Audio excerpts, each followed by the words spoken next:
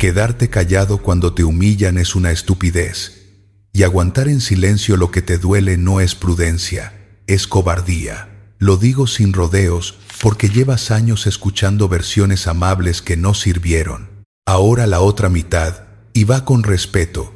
Entiendo perfectamente por qué te callas. Te callas porque hiciste el cálculo. Responder puede costarte el puesto, la paz de una cena familiar, semanas de tensión con alguien del que no puedes irte. Aprendiste que hablar trae problemas y tragar no. El cálculo tiene lógica, y aún así es cobardía, porque no evitaste el precio.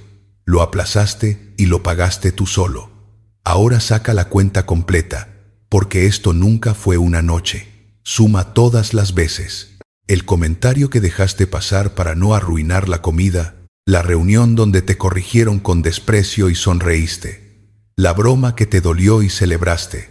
Una escena aislada no significa nada. 200. Sí, la gente aprende con precisión asombrosa quién responde y quién no, y ajusta cómo te trata sin darse cuenta.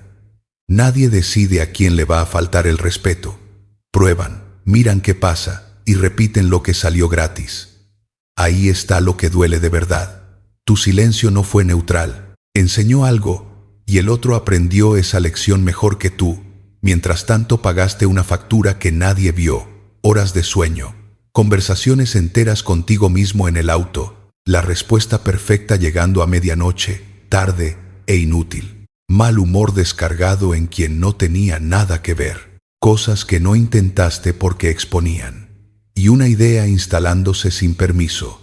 Que no sirves para esto, que reaccionas tarde, que te falta algo que otros tienen. Detente ahí. Esa idea es falsa y va a seguir cobrándote hasta el día que la desmontes. Si nada cambia, dentro de 5 años estarás en otra mesa, con otra gente, viviendo la misma escena y repasándola igual a medianoche. Eso no es pesimismo, es aritmética. Entonces hay que hablar. Pero aquí cae casi todo el mundo. Hablar no es gritar. Devolver el golpe te iguala al que golpeó y encima te deja a ti como el problema.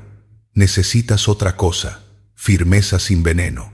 Inteligencia en vez de volumen. Una frase corta, dicha a tiempo, con el cuerpo quieto, que marque el límite y cierre el tema. Eso se aprende y no depende de tu carácter. Empezamos por lo que nadie explica. ¿Por qué se te va la voz? Después vienen las herramientas, palabras exactas, gestos concretos, respuestas que dices sin que tiemble nada.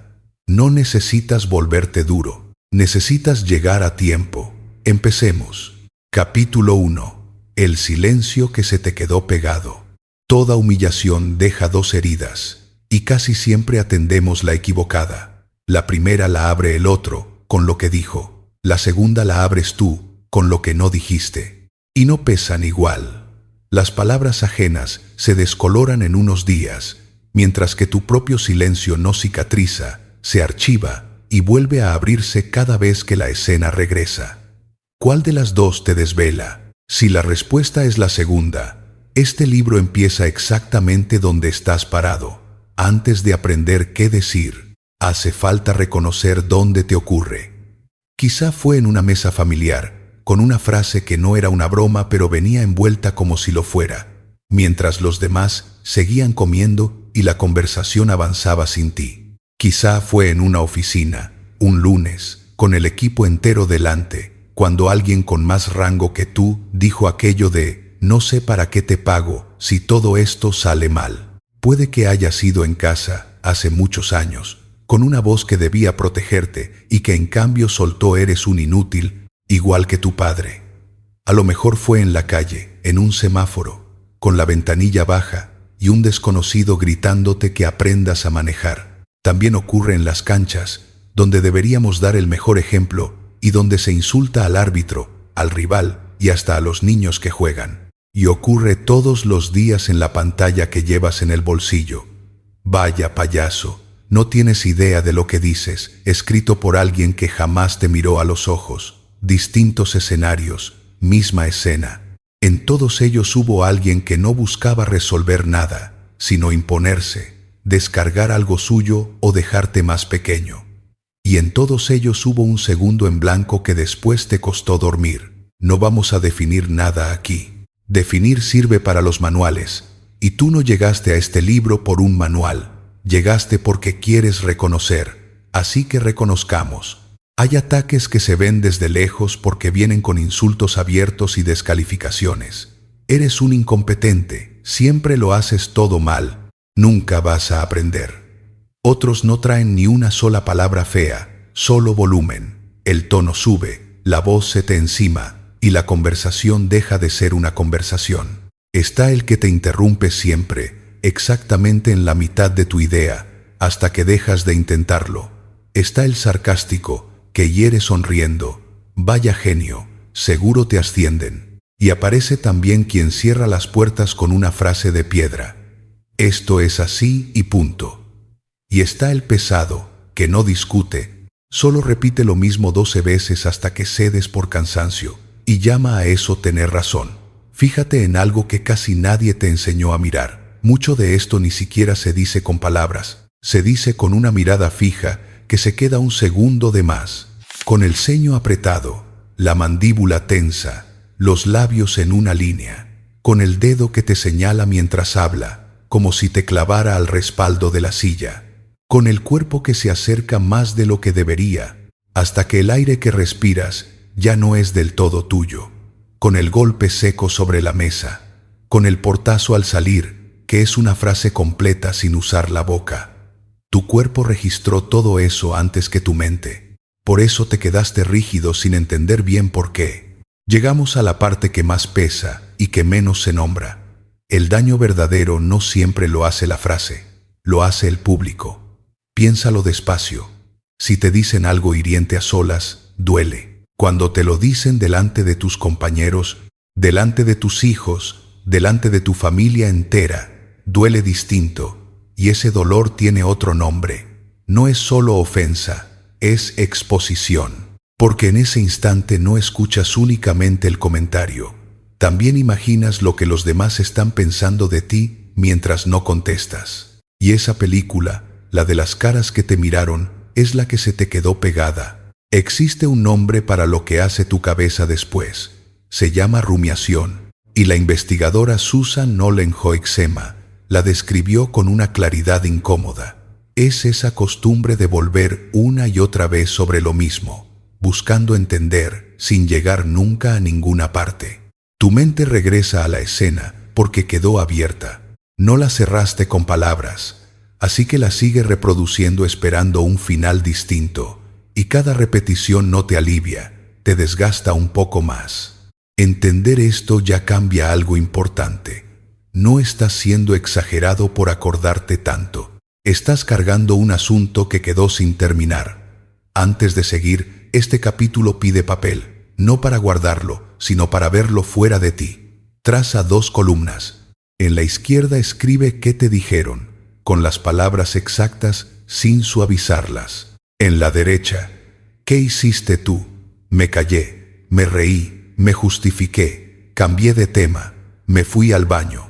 Nada más, ni análisis, ni culpables, ni lo que deberías haber hecho. Solo mira la lista completa por primera vez fuera de tu cabeza. Vamos a volver a esa hoja 3 veces a lo largo del libro. Ahora viene la parte que nadie te explicó, y es la que va a quitarte un peso de encima. Capítulo 2. No te faltó carácter, te faltó tiempo. Llevas años creyendo que te falta carácter.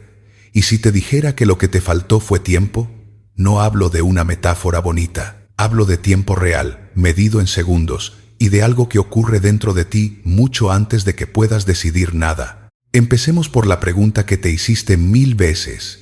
¿Por qué a mí se me borra todo justo ahí? Habrás notado que en otras situaciones hablas bien, explicas, negocias, cuentas historias, hasta te ríes de ti mismo. Sin embargo, llega el comentario que te toca en el punto exacto y desapareces. La respuesta no está en tu personalidad, está en el orden en que trabaja tu organismo. Cuando tu cerebro detecta una amenaza social, dispara una alarma antes de consultar con nadie. Esa alarma no distingue entre un peligro físico y una humillación pública. porque durante casi toda la historia humana fueron la misma cosa. Quedar mal delante del grupo significaba quedar fuera del grupo, y quedar fuera del grupo significaba no sobrevivir. Tu biología todavía funciona con ese manual antiguo y hace lo que siempre le sirvió: te congela. La respuesta de congelamiento no es cobardía. Es un mecanismo de protección tan viejo como huir o pelear. El problema está en su costo. En ese estado, los recursos se van hacia lo urgente y se retiran de lo caro. ¿Y qué es lo más caro que hace tu cerebro? Producir lenguaje, elegir la palabra justa, ordenar la frase, calcular el tono, anticipar cómo va a caer. Eso exige la maquinaria más fina que tienes y es la primera que se apaga. Ahí está la explicación entera. El lenguaje es lo primero que pierdes y lo último que vuelve. Por eso te quedaste en blanco. No porque fueras lento, ni tonto, ni sumiso. Sucedió porque tu sistema decidió protegerte antes de que tú pudieras elegir nada. Y ahora vas a entender lo otro, lo que más rabia te daba. La respuesta perfecta que llegó a las 11 de la noche no llegó tarde por casualidad. Llegó cuando tu cuerpo por fin bajó la alarma. Esa frase brillante que armaste en la cama es la prueba de que tu inteligencia nunca se fue. Estaba temporalmente fuera de servicio. Existe hasta un nombre para eso, y es viejísimo. El filósofo Diderot lo llamó el espíritu de la escalera, porque le pasó en una cena. Se quedó mudo ante un comentario, y la respuesta ideal le llegó bajando las escaleras de la casa, cuando ya no servía para nada. Ocurrió en el siglo XVIII, en otro idioma, en otro mundo, y sin embargo te pasó a ti el martes pasado. No es tu falla personal, es una experiencia tan universal que tiene apellido desde hace más de 200 años. Ahora bien, saber esto no alcanza. Queda una pregunta con filo. Si tu cuerpo se va a bloquear igual, ¿de qué sirve todo lo que viene después? Sirve por una razón muy concreta. Bajo alarma no puedes improvisar, pero sí puedes recuperar. Lo que ya está armado, ensayado y dicho en voz alta, antes no necesita construirse en el momento, solo necesita salir. Es la diferencia entre componer una canción sobre el escenario y cantar una que ensayaste 100 veces. Lo primero resulta imposible con el corazón acelerado. Lo segundo sale incluso temblando. Por eso quienes trabajan bajo presión no entrenan la calma, entrenan la respuesta. Y por eso este libro va a insistir en algo que parece menor. Practicar en voz alta, en tu casa, sin nadie mirando. No es un adorno del método, es el método. Aquí está lo que quiero que te lleves hoy. Dejaste de fallar en el momento en que dejaste de creer que fallabas. Eso que llamabas debilidad tiene un nombre técnico, un mecanismo conocido y una solución entrenable. Quiero que hagas una pausa aquí. No una pausa larga, solo la que tarda una respiración, y con los ojos donde estén, respóndete 3 cosas, sin apuro. Primera, ¿cuántos años llevas llamando cobardía a algo que era biología? Segunda, si le pasara exactamente lo mismo a alguien que quieres mucho, ¿le dirías que le falta carácter? Tercera, ¿qué cambiaría en tu manera de recordar esas escenas si supieras de verdad que tu cuerpo estaba intentando cuidarte? No busques conclusiones grandes. Con que aparezca una grieta pequeña en esa vieja historia sobre ti, este capítulo cumplió su trabajo. Ya sabes por qué te quedaste callado. Ahora viene lo incómodo. No todas las veces que callaste fueron un error. Capítulo 3. Tragar o estallar. La trampa de los 2 caminos. Frente a un comentario que hiere, existen 3 salidas. 2 las conoces de memoria, porque las vienes usando desde la infancia y nadie te ofreció otra cosa. La tercera casi nunca se enseña y resulta ser la más barata de las 3. Ahí está el problema de fondo, y no es de carácter. Creciste convencido de que solo había 2 caminos, tragar o estallar, y ambos cobran carísimo. Eso que llamas tener paciencia tiene fecha de vencimiento. ¿Nunca te pasó que aguantas 10 veces y estallas a la 11 por una tontería, con quien menos lo merecía? Voy a contarte algo mío, porque este error lo aprendí pagándolo. Aguanté casi 2 años a un compañero que comentaba en voz alta cada uno de mis errores y ninguno de mis aciertos. Nunca dije nada, y tenía razones.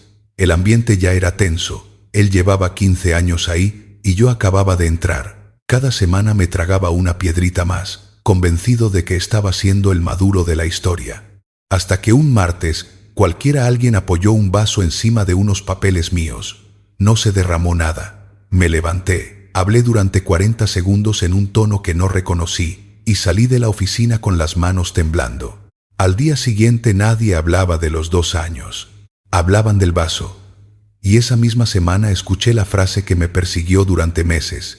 Es que él exagera todo. Mira bien lo que ocurrió ahí. Tuve razón durante 2 años seguidos y la perdí entera en 40 segundos. Volvamos entonces a las 2 salidas conocidas, una por una, con su factura completa. Empecemos por la primera. Callarte y tragarte el comentario parece la salida elegante, la madura, la que evita problemas, solo que hace un daño doble y silencioso. Por un lado, cuando algo se repite mucho y nadie lo contradice, empiezas a creerlo. Nadie resiste indefinidamente escuchar que es un desastre sin que una parte suya, la más chiquita, empiece a preguntarse si será verdad. Por otro lado, cada silencio te confirma una idea todavía peor, que no tienes recursos, que ni siquiera sabrías cómo contestar si quisieras. Ese descubrimiento pesa más que la ofensa, porque no habla del otro, habla de ti. El segundo camino es el opuesto, y no resulta mejor. Estallar con rabia se siente, durante 3 segundos, como justicia. Después llega la factura. Pierdes autoridad, sobre todo si hay terceros mirando, y los terceros casi siempre están mirando. La conversación deja de tratar sobre lo que te hicieron, y pasa a tratar sobre cómo reaccionaste. Watzlawick lo llamó escalada simétrica. 2 personas subiendo el mismo escalón, cada una respondiendo al último gesto de la otra, hasta que nadie recuerda quién empezó ni por qué. Y hay algo peor todavía, algo que necesito que veas con total claridad, porque explica media vida. La explosión tardía nunca sale en el lugar correcto, sale en el lugar equivocado, con la persona equivocada y en la intensidad equivocada. Le gritas al que dejó el vaso, no al que te humilló. Le contestas mal a tu hijo, no a tu jefe. Y entonces ocurre lo más injusto de todo. Tu reacción se convierte en la prueba en tu contra. Ves, tú eres el exagerado. Quien te lastimó durante meses queda absuelto en una sola tarde, y encima queda como el razonable. Falta el tercer error, el más disfrazado de todos, porque parece educación. Justificarte en exceso. Es que yo no lo sabía. Es que tú no me dijiste. Es que había mucho tráfico. Es que me lo mandaron tarde. Es que. Suena a defensa y es una entrega. Cuando te explicas ante alguien que te está faltando el respeto, le reconoces un derecho que nadie le dio, el derecho a evaluarte. Cada frase de más le regala 1 metro de terreno. Y aprende rápido, porque las personas aprenden rápido. Descubre que basta con poner en duda algo tuyo para que corras a rendir cuentas. Aquí va el principio que vale por el capítulo entero. Explicar es un derecho tuyo, no una obligación tuya. Puedes hacerlo cuando quieras, con quien lo merezca, en el momento que elijas. Nunca porque alguien te lo exija apretándote. Vamos ahora al camino que nadie te mostró, porque nadie te lo modeló. Existe un escalón intermedio entre tragar y estallar, y es más corto que los dos. Se llama respuesta baja. No sube el volumen, no argumenta, no pide permiso, solo marca. La psicología asertiva clásica de Manuel J. Smith le puso nombre a 2 herramientas que caben ahí. Una es el banco de niebla. Reconoces la parte que podría ser cierta sin entregar nada más. Puede ser. Lo tendré en cuenta, y sigues con lo tuyo. El otro se queda sin superficie donde golpear, porque no estás peleando. La segunda herramienta es el disco rayado. Repites tu posición con las mismas palabras, sin adornarla, sin agregarle motivos nuevos. Prefiero que hablemos de esto en otro momento. Ya te dije que prefiero hablarlo en otro momento. Sin enojo, sin subir la voz, sin cambiar el guión. parece poca cosa. Es lo contrario. Es la única jugada que no puede escalar, porque no le entrega combustible a nadie. Compara las dos versiones y vas a sentir la diferencia en el cuerpo. Antes creías que responder significaba ganar la discusión, así que elegías entre pelearla o evitarla. Hoy entiendes que responder es solo poner una señal donde termina tu terreno, y para eso no hace falta ganar nada. Antes pensabas que el silencio te protegía y que el grito te devolvía la dignidad. Ahora sabes que el silencio guarda la cuenta y el grito la paga toda junta, con intereses. Esta semana, una sola cosa, solo una. Elige una situación pequeña, sin importancia, y cuando aparezca el impulso de justificarte, cámbialo por una frase de 7 palabras o menos. No me parece bien, prefiero que no. Eso no lo voy a discutir. Nada más. Vas a sentir el reflejo de agregar una explicación, y ahí está justamente el ejercicio. No agregarla. Elegir cómo responder es importante. Pero antes de eso, hay algo que casi nadie hace, y cambia el resultado entero. Capítulo 4. Ponle nombre a lo que te está pasando. Ninguna herramienta sirve si no sabes qué tienes delante. Ese paso previo es el que casi todos se saltan, y por eso tantas respuestas correctas terminan fracasando. No fallaron las palabras, falló el diagnóstico. Hay gente que hiere sin darse cuenta, y hay gente que hiere con puntería. Se parecen mucho por fuera y exigen cosas opuestas. ¿Sabrías decir con cuál estás tratando ahora mismo? Casi nadie hace esa pregunta, y ahí empieza el problema. Respondemos igual a cosas distintas, y después nos extraña que a veces funcione y a veces todo empeore.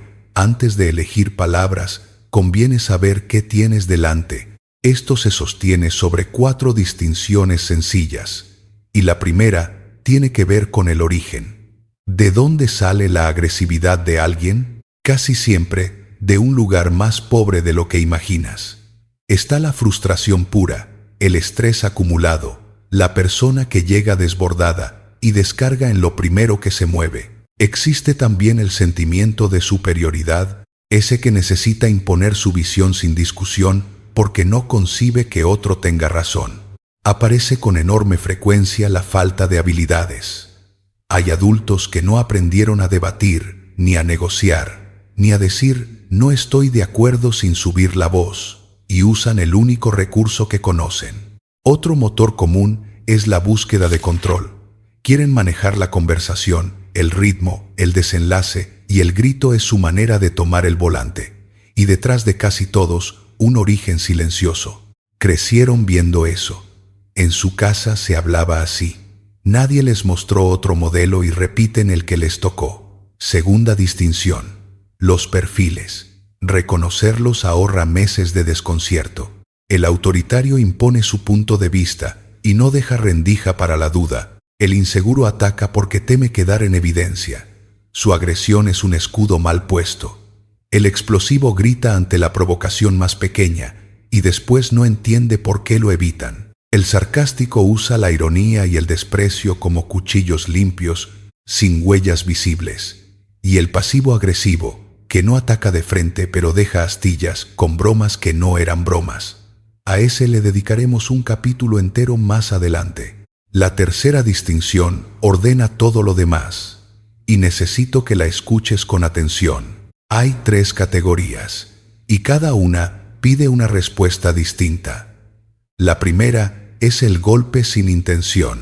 Alguien torpe, apurado, que dijo algo feo sin medirlo, y que se sorprendería si le contaras cómo cayó. La segunda es el golpe con intención. Hubo puntería, cálculo y muchas veces público elegido. La tercera es el patrón, no un comentario, sino un sistema. Se repite, tiene ritmo y reglas, y con el tiempo cambia hasta la forma en que caminas por tu casa o por tu oficina. Confundirlas cuesta caro. Tratar como enemigo a un torpe rompe relaciones salvables. Tratar como distracción a un patrón te deja adentro durante años. Aquí quiero resolver algo que probablemente te confundió toda la vida, porque son 2 consejos que se escuchan siempre juntos y parecen contradecirse. Te dicen, no te lo tomes personal, esa persona está peleando con su propia insatisfacción. Y después te dicen, defiende tu dignidad, no te quedes callado. ¿En qué quedamos? Quedamos en esto. Y es la frase más útil del capítulo. No personalices la causa, pero sí responde al comportamiento. Lo primero habla de ellos. Lo segundo te pasó a ti. El origen de su rabia no es asunto tuyo y no deberías cargarlo. Lo que hicieron con esa rabia dentro de tu vida sí lo es. Puedes entender perfectamente por qué alguien es como es y aún así decirle que no vas a aceptar que te hable así. Comprender no es permitir. Son dos operaciones distintas y pueden convivir en la misma frase. Falta la cuarta distinción, y es la más importante de todo el libro. Hay una línea que separa un conflicto de otra cosa, y del lado equivocado de esa línea, ninguna técnica de comunicación es suficiente. Te doy la manera más honesta de encontrarla. Imagina que mañana pones un límite tranquilo, con buenas palabras. Ahora escucha tu primer pensamiento.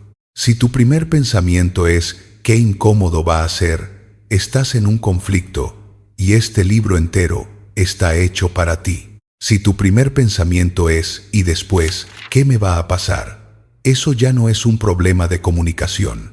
Eso tiene otro nombre. Los especialistas lo llaman control coercitivo, y el sociólogo Evan Stark lo describió como un entramado de reglas, vigilancia y castigos pequeños que va cerrando el mundo de una persona hasta dejarla sin salidas.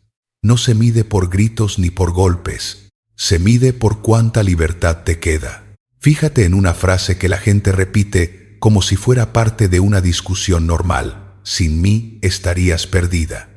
Eso no es una crítica, no pertenece al capítulo de las críticas. Es una afirmación sobre tu dependencia y suele venir acompañada de otras que van en la misma dirección. Nadie te va a aguantar, no sabes manejar el dinero, tus amigos hablan mal de ti. Cuando esas frases forman un conjunto, lo que tienes delante no se arregla con una respuesta ingeniosa. Necesita otra ayuda, de otro tipo, y a veces necesita gente entrenada para eso. Decirlo con claridad no es dramatizar, es lo contrario. Es no dejarte solo con una caja de herramientas que no sirve para esa puerta. Todo lo que viene en las próximas páginas está pensado para el terreno del conflicto, entre personas que se pueden mirar de igual a igual o con una diferencia de poder que todavía admite conversación. Ese es su territorio. Ahora vuelve a esa hoja del primer capítulo, no a escribir más, a ordenar. Toma cada línea y márcala con una de estas 3 letras, T de torpeza, I de intención, P de patrón. Vas a descubrir 2 cosas incómodas y liberadoras. La primera es que varias situaciones que llevas años cargando eran simple torpeza ajena, y las guardaste como si hubieran sido crueldad. La segunda es que quizá 1 o 2, que siempre minimizaste, están marcadas con P. Esas merecen una conversación distinta y probablemente con alguien más que contigo mismo. Ya sabes qué tienes delante. Ahora viene la pregunta más ahorradora de todas. ¿Esta merece tu energía? Capítulo 5. Elegir tus batallas. Cada discusión tiene un precio y se paga siempre, se gane o se pierda. Esa es la mitad de la ecuación que nadie calcula. ¿Cuántas discusiones ganaste el año pasado?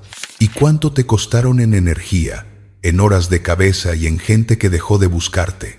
Llevar solo la cuenta de las victorias explica por qué hay tantas personas inteligentes viviendo agotadas.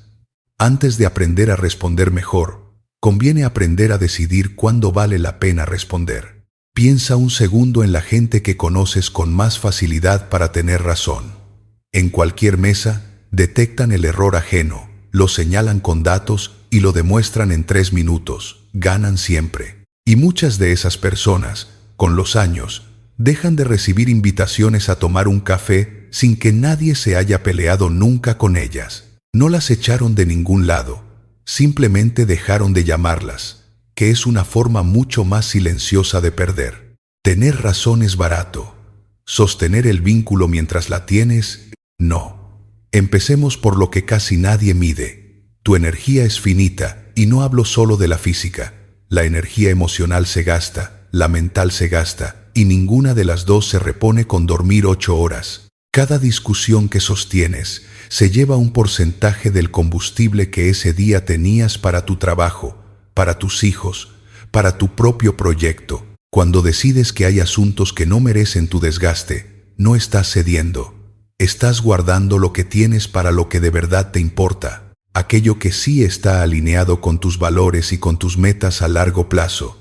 Después está la calidad de vida, que suena abstracto hasta que lo vives. Evitar conflictos triviales le baja el volumen a tu día. Menos ruido, menos tensión al llegar a casa, menos conversaciones que siguen en tu cabeza mientras cocinas. Sigue el tiempo, el único recurso que no se recupera. Cada tarde gastada en una discusión inútil es una tarde que no dedicaste a algo que te alimentaba. Vienen las relaciones, y aquí hay una verdad que cuesta aceptar. Saber dejar pasar un comentario fortalece un vínculo. Somos distintos, pensamos distinto, y si convertimos cada desacuerdo en un campo de batalla, terminamos rodeados de heridos y de nadie. También mejoran tus decisiones.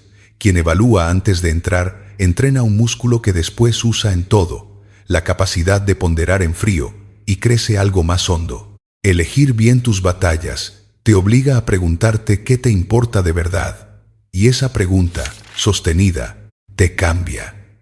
Por último, tus logros futuros dependen de esto más de lo que crees. El rumbo se pierde en las distracciones pequeñas, no en las grandes tormentas. Ahora bien, ¿cómo se decide? Con 6 preguntas, y te recomiendo hacerlas en orden. La primera, ¿esto me acerca a lo que quiero? Si el mejor resultado posible de esta pelea no te mueve ni un centímetro hacia tu meta, ya tienes tu respuesta.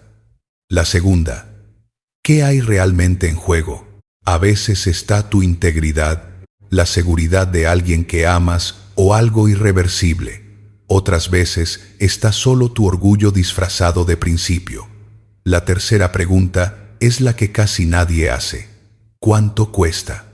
Toda batalla tiene precio. Te cuesta ánimo durante días. Puede costarte dinero. Y con abogados de por medio, mucho. Te cuesta tiempo. Siempre más del previsto. Y en algunos casos te puede costar la seguridad física, porque hay discusiones en la calle que terminaron de la peor manera. Si el costo supera al beneficio posible, no entres. La cuarta, ¿qué consecuencias tiene actuar y cuáles tiene no actuar? Fíjate que son 2 preguntas, no una, porque a veces no actuar significa aceptar lo inaceptable, alejarte de tus objetivos o rendirte sin haber jugado. Ninguna de las 2 opciones es gratis. Y elegir con los ojos abiertos ya es una forma de poder. La quinta, ¿es este el momento? Puedes tener toda la razón del mundo y arruinarla con el reloj mal puesto. Piensa en una crítica injusta de tu jefe delante de otras personas. ¿Contestas ahí, con público, cuando su necesidad de no perder cara es máxima? ¿O esperas media hora y hablas a solas cuando puede escucharte sin defenderse? El contenido sería idéntico. El resultado, opuesto. La sexta, ¿probaste otro camino antes? Negociar, preguntar, proponer, dejar pasar hoy y volver mañana con otra puerta. La rigidez pierde batallas que la flexibilidad gana sin ruido. Que quede claro algo, porque esto se malinterpreta rápido. Elegir tus batallas no significa mirarlo todo desde la barrera. Tampoco significa dejar que te humillen y llamarlo madurez. Se trata de pelear menos y mejor, no de dejar de existir para evitar problemas. Falta la pregunta que casi ningún libro contesta. ¿Y si no puedes irte? Porque es muy fácil decir cambia de trabajo o aléjate de esa persona. Muchos no pueden. Están sosteniendo una casa, un tratamiento, unos estudios, una familia que depende de ese sueldo. Otros no pueden alejarse porque se trata de su madre, de su hermano, del padre de sus hijos. Para quien se queda, hay una estrategia distinta y sirve. Primero, límites mínimos y sostenidos. No cambias a la persona, cambias que encuentra disponible. Se acabó la conversación a los gritos, aunque eso implique salir de la habitación cada vez. Segundo, deja registro. En el trabajo, que los acuerdos importantes queden por escrito, en un correo, en un mensaje que se pueda recuperar. No es desconfianza, es memoria. Tercero, elige aliados. Una persona que te crea dentro de ese ambiente cambia por completo lo que ese ambiente puede hacerte. Cuarto, y este duele, baja la expectativa de que cambien. Toda tu energía puesta en que reconozcan algo es energía que no está protegiéndote. Epicteto lo dejó escrito en el arranque del Enquiridión, hace casi 2000 años. Hay cosas que dependen de nosotros y cosas que no. Nuestros juicios y nuestras decisiones dependen de nosotros. El carácter ajeno no. Y toda la paz posible cabe adentro de esa frontera. Te propongo algo concreto, no grande, no complicado. Elige un frente que tengas abierto en este momento, uno de los chicos, y abandónalo a propósito. No lo ganes, no lo pierdas, sácalo de la lista. Después fíjate qué hiciste con las horas y con la cabeza que te quedaron libres. Digamos que decidiste entrar. Bien, entonces todo depende de los 3 segundos siguientes. Capítulo 6. Los 3 segundos que lo cambian todo. Entre lo que te hacen y lo que tú haces, existe un espacio. Dura unos segundos, no figura en ninguna agenda y casi nadie lo utiliza. Ahí dentro cabe la diferencia completa entre alguien que reacciona y alguien que decide, que es también la diferencia entre vivir a merced de los demás y vivir gobernándote. ¿Sabías que ese hueco es tuyo? Nadie puede entrar a quitártelo, aunque muchos consiguen que lo regales sin darte cuenta. Recuperarlo es de lo que trata este capítulo. Hace 2000 años, un hombre llamado Séneca escribió un tratado entero sobre la ira, y lo hizo porque veía a su alrededor lo mismo que ves tú en el tráfico de un lunes. Su descripción sigue siendo exacta. La persona furiosa, escribió, tiene el rostro descompuesto, la mirada dura, la respiración agitada, y en ese estado no es dueña de nada, ni siquiera de sí misma. Es común atribuirle también aquella fórmula famosa que dice que la ira es una locura breve, aunque en rigor esas palabras son del poeta Horacio en sus epístolas. Detalle menor para la historia, importante para nosotros.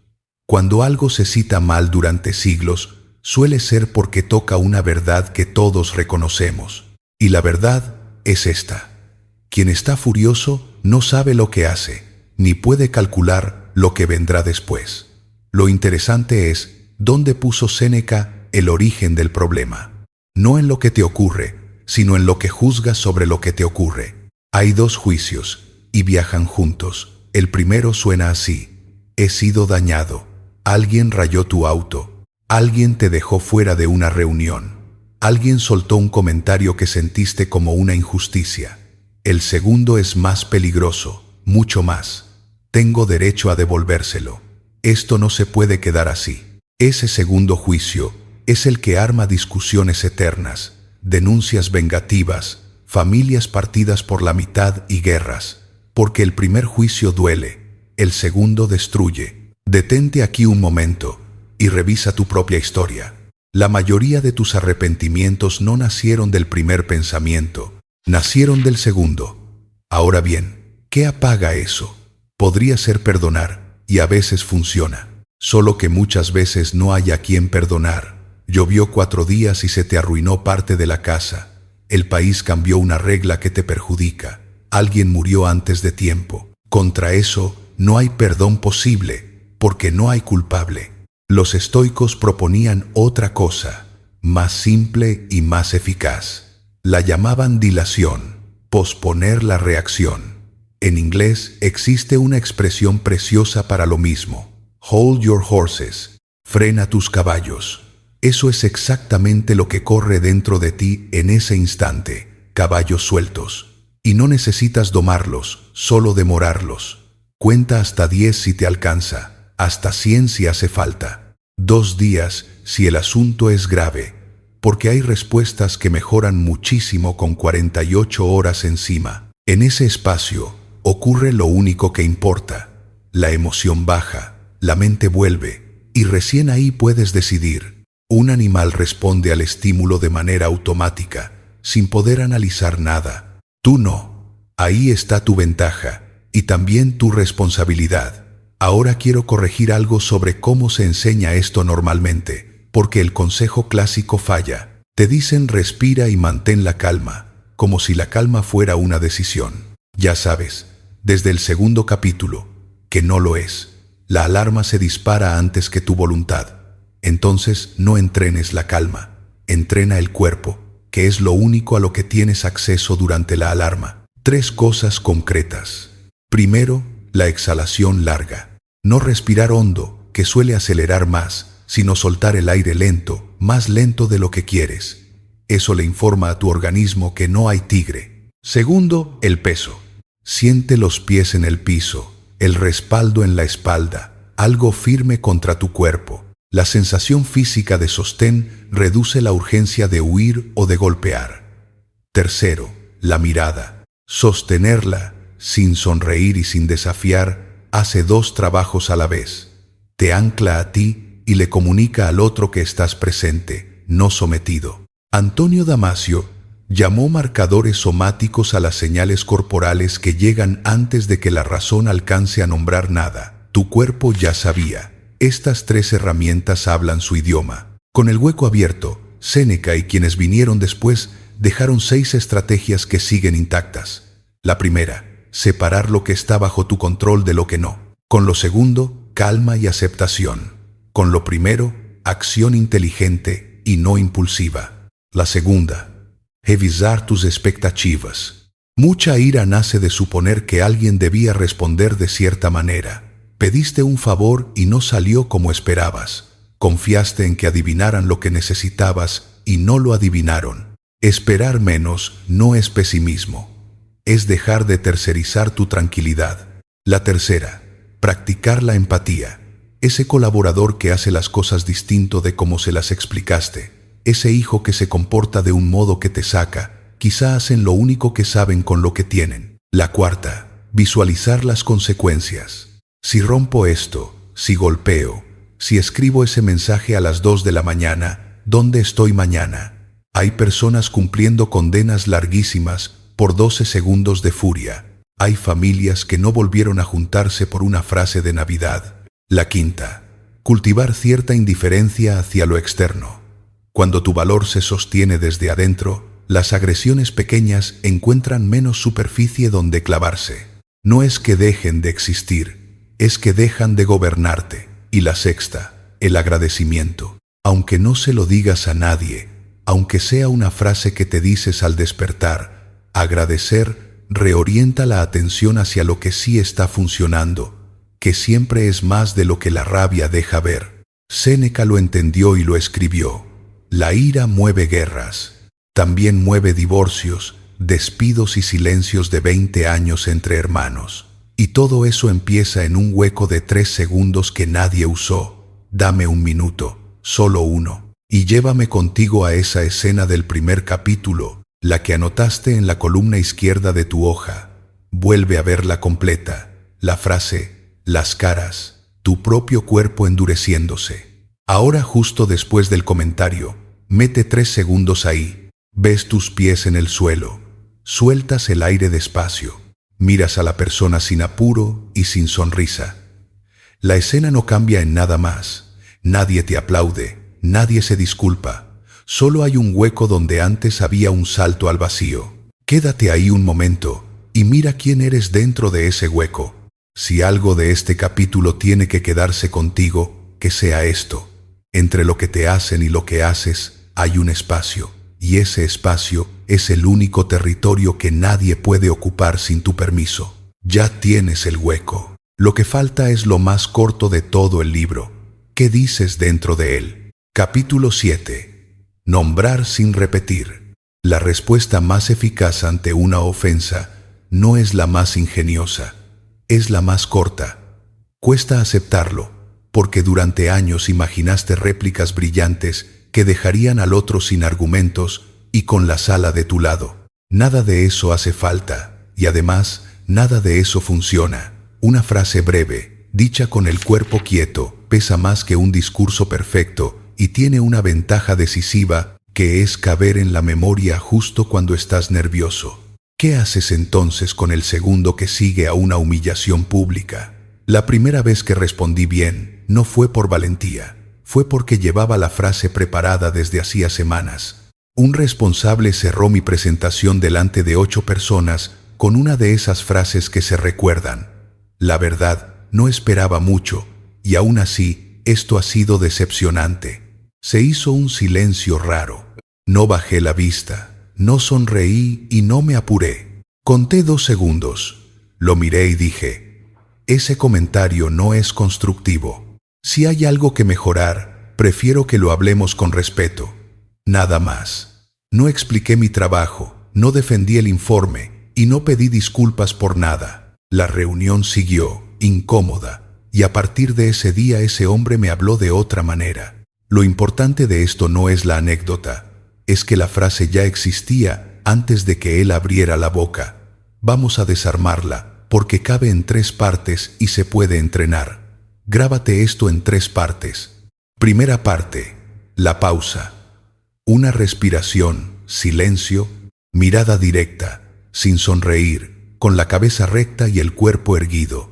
Esa pausa parece pasiva y es lo contrario. Si hay gente delante, el silencio hace un trabajo que ninguna frase podría hacer. Coloca la atención de todos sobre lo que acaba de ocurrir y anuncia que vas a responder. No temas ese silencio ni las miradas que atrae. Trabajan para ti. Segunda parte. Nombrar el comentario sin repetirlo. Aquí está la técnica más fina de todo el libro, y casi nadie la conoce. Repetir el insulto lo revive y le regala una segunda vida en la sala. Nómbralo desde fuera. Eso que acabas de decir me parece fuera de lugar. Tu comentario está basado en tu forma particular de ver el mundo, y no lo comparto. Fíjate en la precisión. Rechazas la conducta y no atacas a la persona, que es exactamente lo que impide que el asunto derive en pelea. Tercera parte, reafirmarte. Después de nombrar, marcas el terreno con una frase sencilla. Te agradecería que, si tienes algo que decirme, lo hagas de otra forma. Espero que no vuelvas a dirigirte a mí así. Yo no le hablo así a nadie, y espero lo mismo de tu parte. Y cuando el comentario venga cargado de prejuicio, hay una versión más rotunda. No voy a aceptar que me hables desde la discriminación. Háblame de personas, porque soy una persona. Si quieres un modelo completo para memorizar, usa este. Silencio, mirada, voz clara y firme, y entonces ese comentario no aporta nada. Busca humillarme. Podemos hablar de lo que haga falta, siempre que sea con voluntad de construir y con el respeto que merezco. Y después observas. Si la otra persona rectifica o se disculpa, la conversación puede continuar en otros términos. Si no lo hace, te levantas y te vas, o cambias de tema sin drama. No alimentes la discusión. Tu objetivo nunca fue vencer, fue dejar constancia. Conviene saber contra qué estás usando esto, porque las críticas destructivas llegan por rutas distintas y todas escuecen. Hay críticas sobre el cuerpo, del tipo con esos kilos, no vas a encontrar pareja, que no sirven absolutamente para nada, excepto para lastimar. Hay críticas sobre la inteligencia y las capacidades. Tú no sirves para eso, mejor ni lo intentes. Una frase que dicha en la adolescencia puede durar 30 años.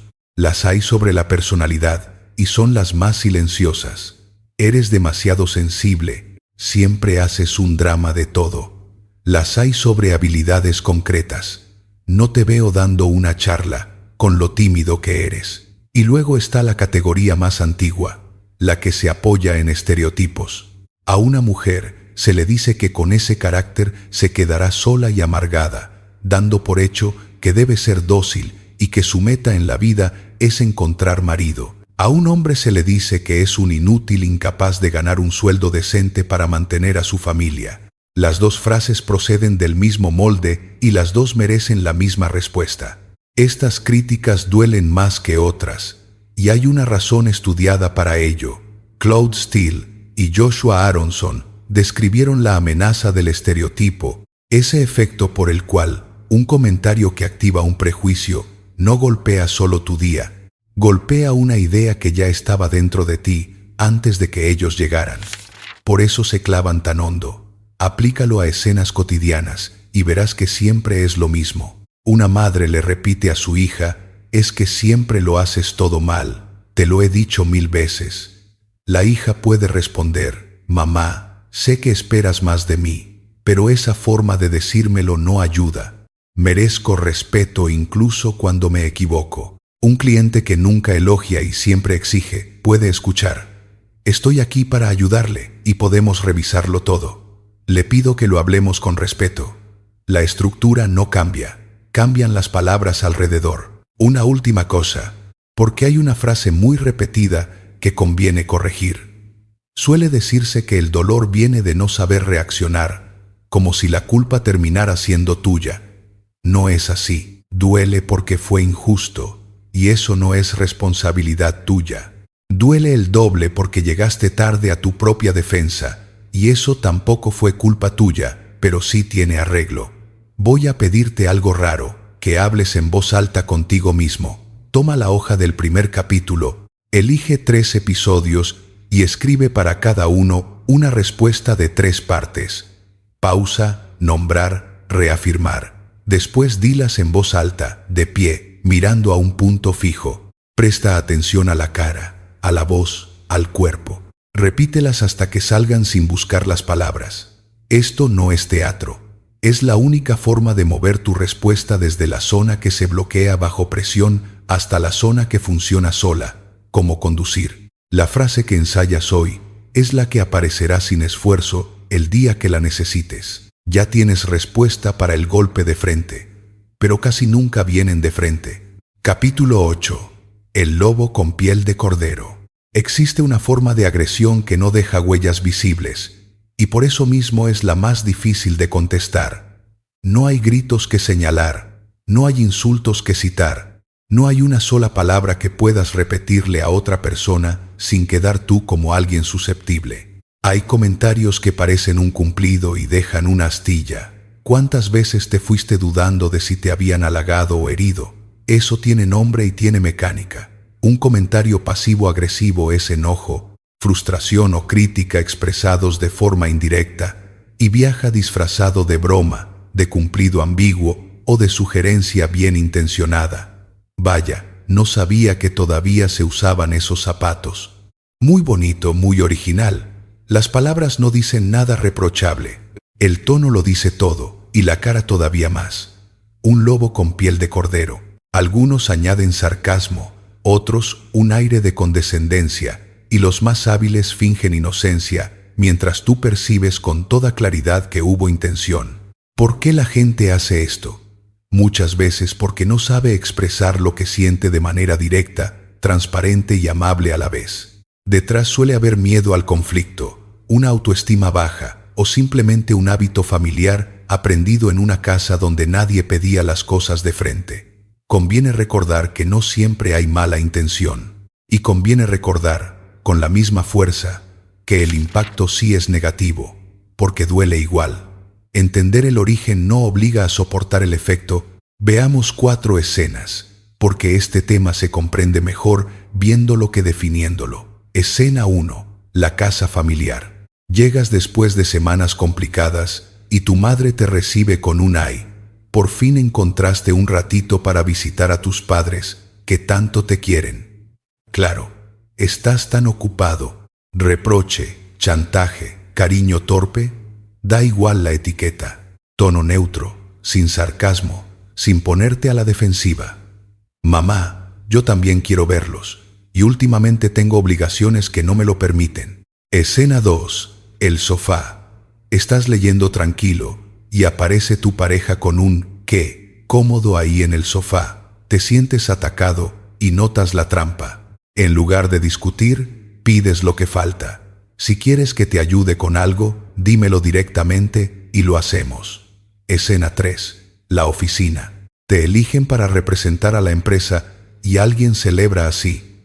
«Uy, te han nominado. Es que tú le caes muy bien al jefe, ¿verdad?»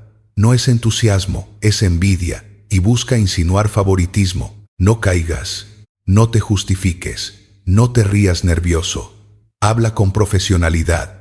El jefe consideró que mi candidatura era la adecuada por mi trayectoria y por mi conocimiento del tema. O ignóralo, que también es una respuesta completa. Escena 4. La mesa con amigos. Llega la cuenta y alguien anuncia en voz alta, mirándote: estas copas las paga el que gana tanto que ni lo va a notar. Ni te enfadas ni pagas.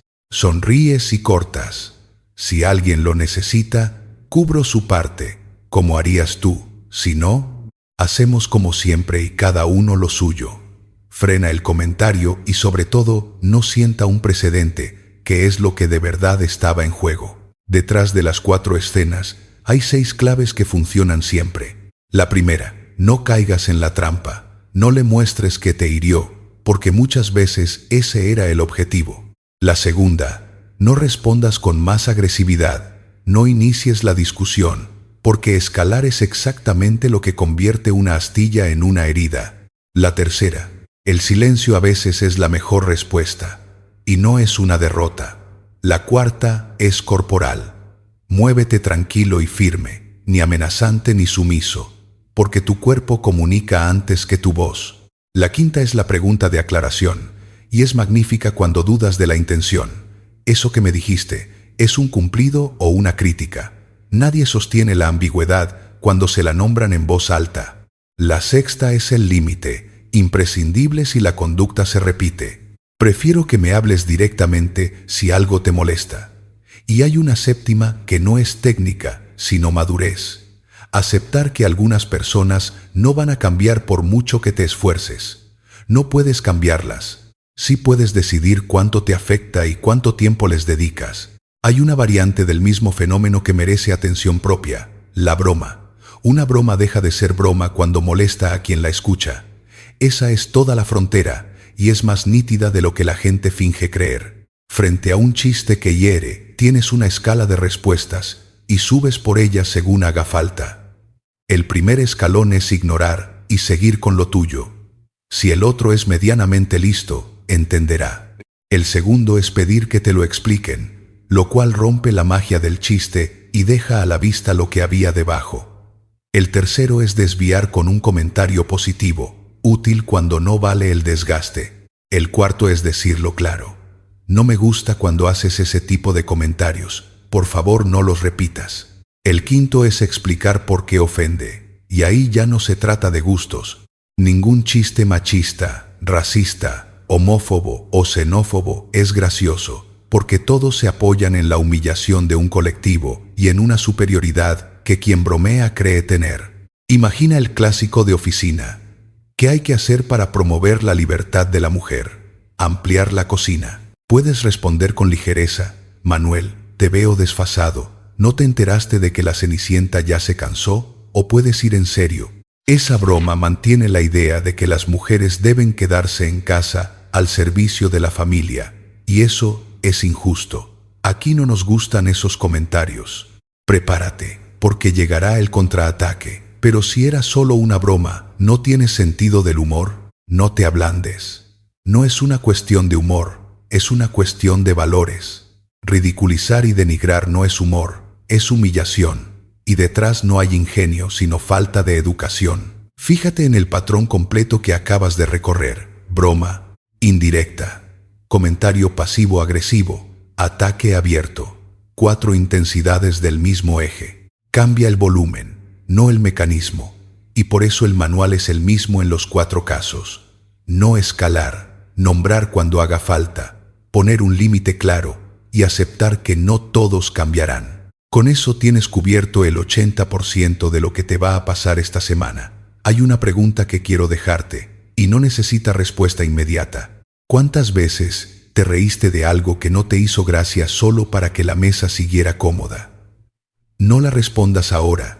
Déjala trabajar unos días. Y prométete algo pequeño, solo esto: que la próxima vez que sientas la astilla, no vas a fingir que no la sentiste para que otro esté tranquilo. Que vas a preguntar, aunque sea con una sola frase, si eso era un cumplido o una crítica. Nada más por ahora. Hasta aquí hablamos de lo que te dicen a la cara y lo que dicen de ti cuando no estás. Capítulo 9.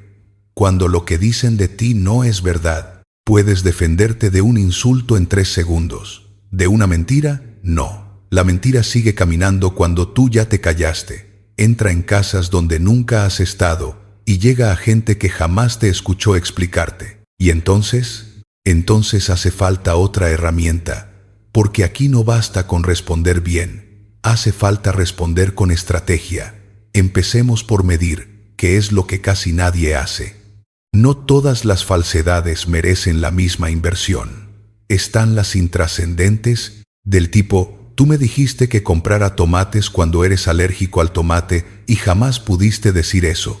Es una confusión, se aclara en 10 segundos y no pasa nada. Están las que dañan un vínculo. Alguien afirma que fuiste infiel, que traicionaste una confianza, que hablaste mal de un amigo. Ahí sí hay que entrar, porque la acusación puede destruir una relación entera. Y están las que dañan tu reputación profesional o tu negocio, que vendes productos en mal estado, que cobras comisiones irregulares, que te relacionas con gente poco recomendable.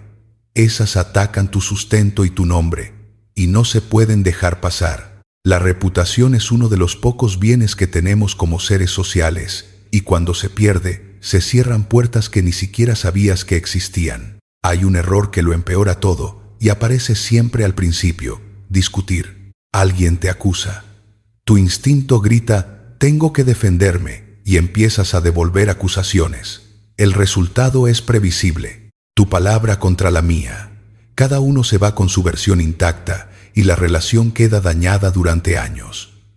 Hay familias enteras rotas por una conversación de 4 minutos que se salió de cauce. Existe un camino mucho mejor, y son 5 pasos. 1.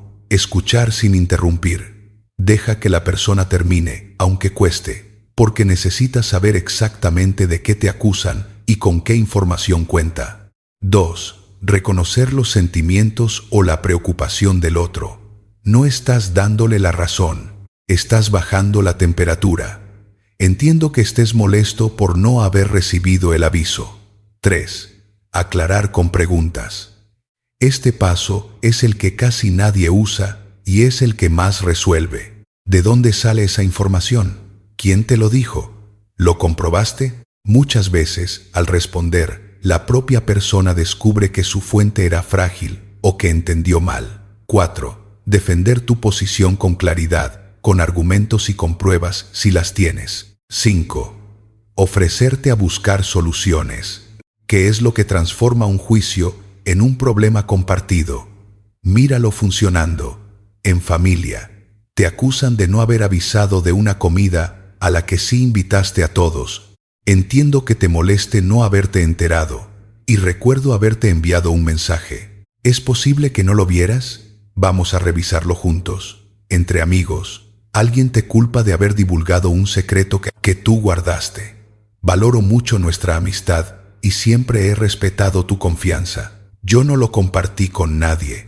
¿Podemos ver por dónde pudo salir? Quizá lo sabía alguien más. En el trabajo, te acusan de perder unos documentos. Comprendo tu preocupación por esos documentos. Revisé mi mesa y nunca los tuve. Los buscamos juntos y miramos quién los manejó por última vez. El patrón se repite, y esa es su virtud.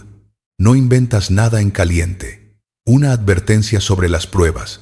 Muchas veces no las tienes y solo queda tu palabra. Por eso conviene que en el trabajo las instrucciones y los cambios de plan queden por escrito, en un correo recuperable. No es desconfianza, es higiene. El día que alguien afirme algo que no ocurrió, ese correo puede ser tu puesto. Hay también un caso donde lo inteligente es no entrar. Alguien te suelta, tú me tienes envidia porque a mí me va bien y a ti no. Es una percepción sin ningún hecho debajo, y discutirla es un laberinto sin salida. Cierra. Entiendo que sea tu percepción, no es la mía. Yo hago las cosas a mi manera, y no vamos a discutir por eso. Punto final. Y cuando no viene de frente sino a tus espaldas. Los rumores tienen su propia física. Necesitamos compartir información llamativa, y la vida ajena es el material más atractivo. Algunos nacen con mala intención, muchos de malentendidos y suposiciones torcidas. Para todos sirven 8 medidas. Mantén la calma. Una respuesta impulsiva se convierte en el nuevo rumor. Investiga la fuente y la intención que lo empuja. No lo alimentes. Defenderte ante todo el mundo le da más publicidad de la que merece, y a menudo lo mejor es dejarlo morir solo. Comunícate abiertamente si es grave, con quien importa. Recopila pruebas, mensajes, correos, lo que respalde tu versión. Desmiente mirando a los ojos, sin acusar a nadie ni suponer. Evita el conflicto. Responder con insultos o amenazas no da credibilidad, la quita. Y busca apoyo si afecta tu bienestar, amigos, familia o un profesional. Cuando el asunto salta al terreno público o profesional, añade otras 4. Planifica tu comunicación. Una respuesta precisa, sin emoción, ensayada en voz alta, cuidando el tono y hasta la ropa, porque todo comunica credibilidad. Que sea breve. Enfócate en lo positivo y deja hablar a tus hechos.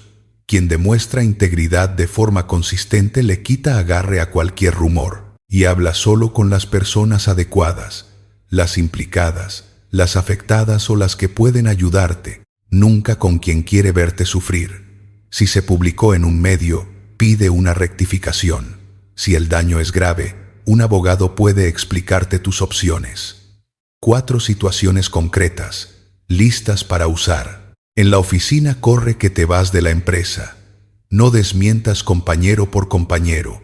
Habla con tu responsable, que es donde está la confianza que importa. En redes dicen que hiciste algo inapropiado. Nada de pelear en público con nadie. Publica un mensaje breve y neutro y sigue con tu vida. En tu círculo te atribuyen una relación que no existe. Habla primero con la persona implicada y después con tu gente de confianza, que serán quienes desmientan cuando tú no estés. En un foro profesional alguien difunde algo falso. No contestes comentario por comentario. Publica una respuesta razonada que quede disponible y busca aliados que quieran decirlo en voz alta. Los rumores alcanzan también a quien vive expuesto. En 2013, con especulaciones circulando sobre su salud, Angelina Jolie publicó un artículo en The New York Times explicando su decisión médica con sus propias palabras. El principio importa más que el caso. Unos ponen la verdad sobre la mesa de una vez, otros siguen con su vida sin participar en la especulación. Las dos funcionan, y no dar atención suele ser lo más eficaz. ¿Por qué algunos rumores se pegan y otros no? El sesgo de confirmación explica gran parte. Creemos con facilidad lo que ya sospechábamos, y descartamos lo que lo contradice. Por eso una mentira encaja perfecta en quien ya tenía un prejuicio sobre ti y rebota en quien te conoce. No podrás convencer a todos, tampoco hace falta. Toma tu libreta o las notas del teléfono, lo que tengas a mano. Redacta ahora, en frío, una desmentida neutra de 3 líneas para cualquier canal. ¿Qué se está diciendo? ¿Qué no es cierto? ¿Y qué ocurrió en realidad? Sin adjetivos, sin ironía, sin señalar a nadie. Guárdala. El día que la necesites, no vas a tener la cabeza para escribirla, y tenerla lista es la diferencia entre responder con serenidad y responder con miedo. Todo esto funciona si el otro retrocede. Vamos a hablar de la vez que no lo hace, que es la vez que de verdad te da miedo. Capítulo 10. Cuando el otro no retrocede. ¿Y si se ríe más fuerte? ¿Y si mira a los demás buscando cómplices? Esa es la pregunta que llevas años sin hacer en voz alta, y es la razón real por la que te callas. No callas porque te falten palabras. Callas porque hiciste el cálculo completo y decidiste que el precio de hablar era más alto que el de aguantar. Ese cálculo merece respeto y también merece revisarse. Empecemos por la verdad incómoda. A veces no retroceden. Puedes ejecutar la fórmula perfecta, con la pausa exacta y la frase justa, y encontrarte con alguien que sube la apuesta. Que eso ocurra no significa que hayas fallado, significa que la otra persona tenía más inversión en el conflicto de la que suponías. Existe un fenómeno bien documentado que conviene conocer antes de que te pase. Cuando una conducta que siempre funcionó deja de funcionar, lo primero que hace no es desaparecer, se intensifica. En psicología del aprendizaje se llama extinción conductual y se ve en cualquier máquina expendedora del mundo. Si le das al botón y no cae nada, no te vas. Golpeas más fuerte. Quien lleva años consiguiendo silencio con sus comentarios va a golpear más fuerte la primera vez que no lo consiga. Por eso la primera vez suele ser la peor. Y por eso abandonar justo ahí es el error más caro, porque le enseñas que basta con insistir un poco más. Veamos 3 escenarios concretos, con guión. Escenario 1. Se ríe más fuerte y dice que estás exagerando. La trampa aquí es discutir sobre su intención. Un terreno donde nunca ganarás porque solo él sabe lo que quiso decir. No entres. Repite una vez, con el mismo tono, sin subir el volumen. Ya lo sé. Y aún así, no me gustó. Después, silencio. Esa frase es imbatible porque no discute nada, concede la intención y sostiene el efecto. Escenario 2. Busca aliados y mira a los demás para que se rían con él. La tentación es hablarle al público, defenderte ante la sala, ganar la votación. Pésima idea, porque convierte el asunto en un espectáculo donde la mayoría siempre gana. Haz lo contrario, baja el volumen, acorta la frase, dirígete solo a él y no a la mesa. Lo hablamos luego, si quieres. La escena se desinfla porque le quitas el escenario. Escenario 3. Acepta en el momento y se cobra después, por detrás. Aquí la conversación ya no es la herramienta. Cambia de registro y pasa al registro escrito. Fechas, hechos, correos, testigos. Elige el canal correcto, que puede ser tu responsable, recursos humanos o simplemente una persona con criterio dentro de la organización. Y sobre todo, deja de buscar reconocimiento de quien te está perjudicando. Aquí está el cambio de mentalidad que sostiene el capítulo entero. Y quiero que te lo lleves, aunque olvides el resto. Tu respuesta no es un botón que apaga al otro, es una frontera que marca dónde estás tú. Si mides el éxito por la reacción ajena, tu paz depende de una persona que ya demostró que no te cuida. Si lo mides por haber dicho lo que había que decir, con el tono adecuado, ya ganaste al terminar la frase. Lo demás es información sobre ellos. Esto no es resignación, es soberanía. Con todo, hay realismo que agradecer. Un jefe difícilmente cambia. Lo que sí ocurre, y ocurre más de lo que crees, es que cuando comprueba que su estilo ya no produce el efecto de siempre, empieza a suavizarlo casi sin darse cuenta. Algunos incluso lo advierten y buscan ayuda. No cuentes con ello, pero no lo descartes. Con las personas cercanas, la estrategia cambia por completo. Si se trata de una amiga de 15 años, de tu pareja o de tu hermano, el peor momento para hablar es el instante caliente en que ocurrió. Espera. Y después, pide la conversación de forma explícita. ¿Tienes un momento? Necesito hablar contigo de algo que me preocupa. Esa frase hace un trabajo enorme, porque avisa que viene algo serio, prediserio, y evita que la otra persona se sienta emboscada. Cuando hay años de vínculo detrás, hay confianza suficiente para decirlo todo, siempre que se diga en el momento correcto. Recuerda también que no siempre hay que contestar. Un silencio sostenido, con la mirada firme y sin sonrisa nerviosa, es una respuesta completa y a veces la más elocuente. Quien lo recibe sabe perfectamente lo que significa. No confundas callar por miedo con callar por decisión. Se parecen por fuera y son opuestos por dentro. Y si no puedes irte, hay quien no puede renunciar ni mudarse, ni dejar de ver a esa persona en Navidad. Entonces el objetivo se ajusta. Reducir superficie. Un solo límite, sostenido siempre igual. Menos información personal compartida. Menos tiempo a solas con esa persona.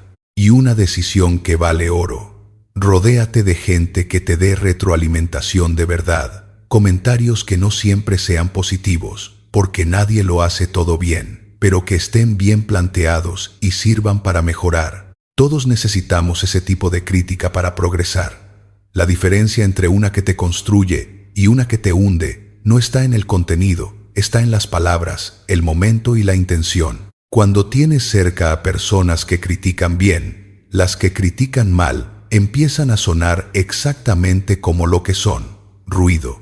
No necesitas hacer todo lo que aprendiste hoy. Solo esto.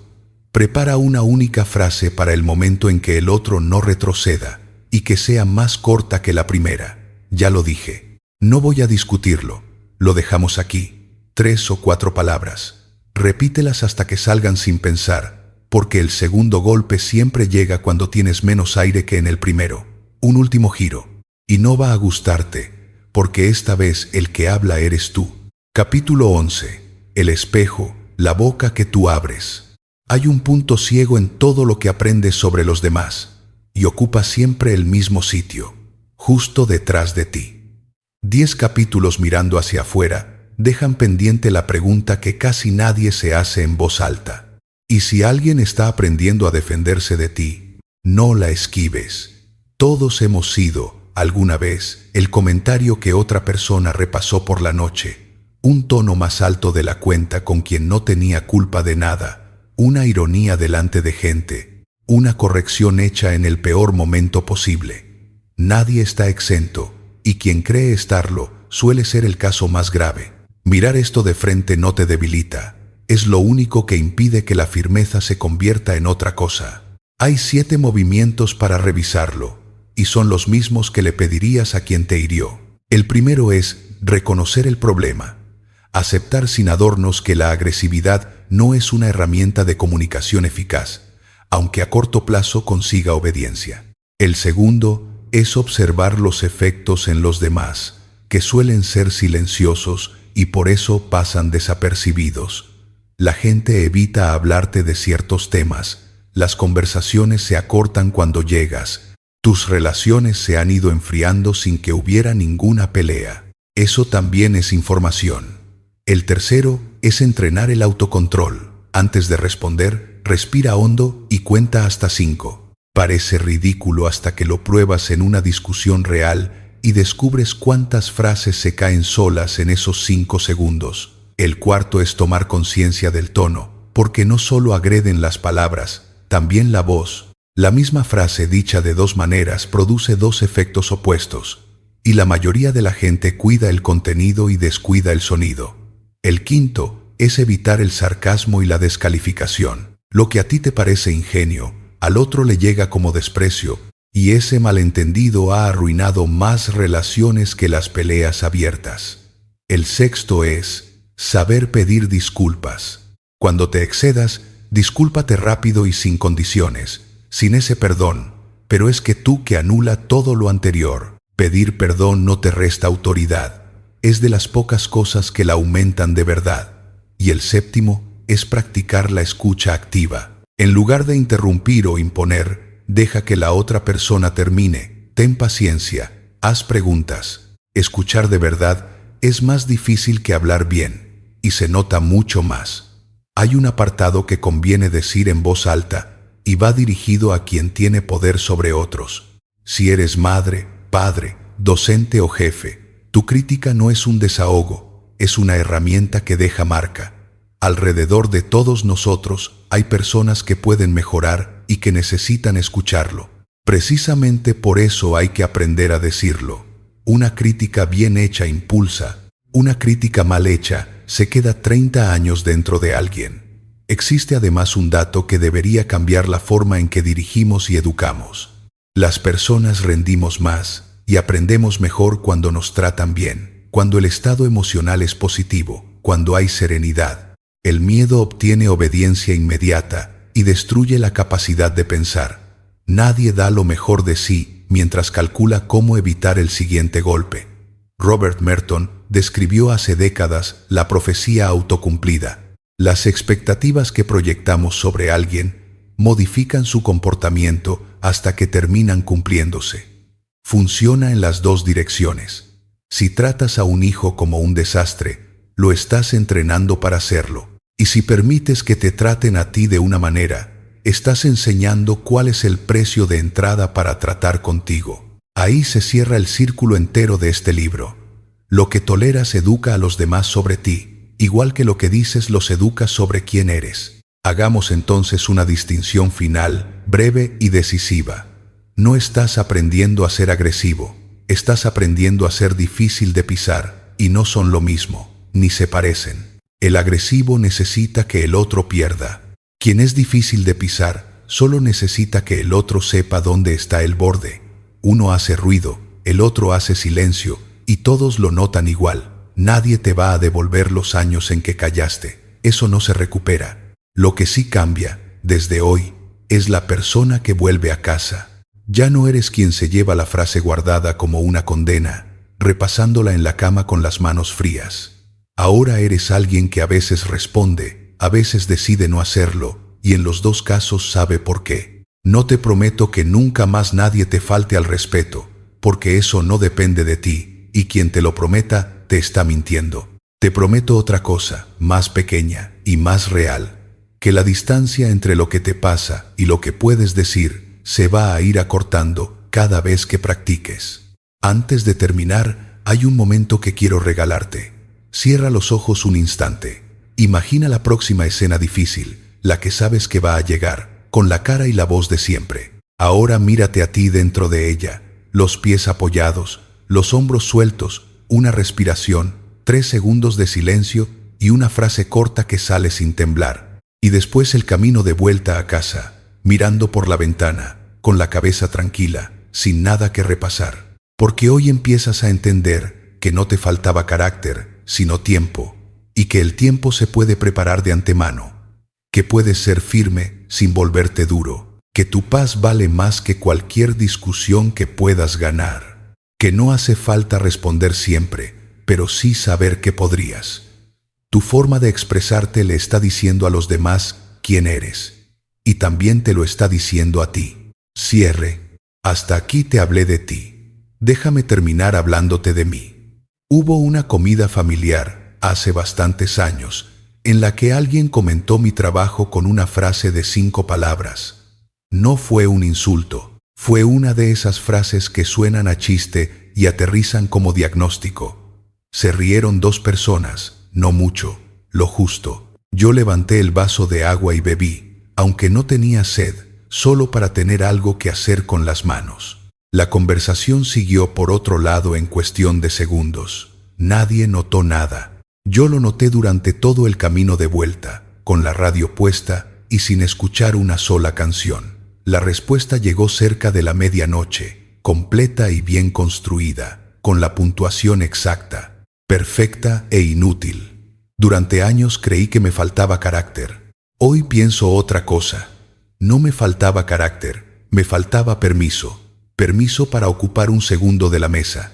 Permiso para incomodar a alguien que me acababa de incomodar a mí. Lo que de verdad cambió no fue que encontrara respuestas más brillantes, porque las mías siguen siendo bastante corrientes. Cambió que dejé de usar mi silencio como prueba en mi contra. Ese fue el giro entero.